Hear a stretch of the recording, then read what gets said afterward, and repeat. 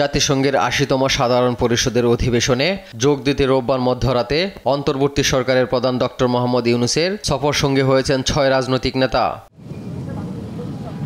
বিএনপির মহাসচিব মির্জা ফখরুল ইসলাম আলমগীর, বিএনপির ভারপ্রাপ্ত চেয়ারম্যানের পররাষ্ট্র বিষয়ক উপদেষ্টা হুমায়ুন কবির, জামায়াতে ইসলামীর নায়েবে আমির সৈয়দ আবদুল্লাহ মোহাম্মদ তাহের এবং জাতীয় নাগরিক পার্টির সদস্য সচিব আখতার হোসেন ও যুগ্ম আহ্বায়ক তাসনিম জারা রাত ১২টায় শাহজালাল আন্তর্জাতিক বিমানবন্দরে পৌঁছান। অপেক্ষা করেন ভিভিআইপি লাউঞ্জে। তবে জামাত নেতা ডক্টর নকিবুর রহমান তারেক যোগ দিবেন যুক্তরাষ্ট্রে।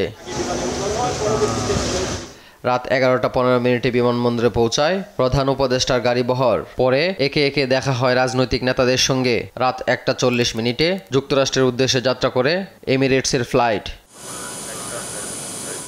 সফরকালে জাতিসংঘ মহাসচিব অ্যান্তোনিও গুতেরেস ও মার্কিন প্রেসিডেন্ট ডোনাল্ড ট্রাম্পের দেওয়া সংবর্ধনা অনুষ্ঠান এবং বিভিন্ন দেশের শীর্ষ নেতাদের সঙ্গে দ্বিপক্ষীয় বৈঠকে অংশ নেওয়ার কথা রয়েছে। ২৬ সেপ্টেম্বর জাতিসংঘের সাধারণ পরিষদ অধিবেশনে ভাষণ দেবেন ডক্টর মোহাম্মদ ইউনূস। দেশে ফেরার কথা রয়েছে ২ অক্টোবর। এইচ হিমেল, দেশ টিভি, ঢাকা।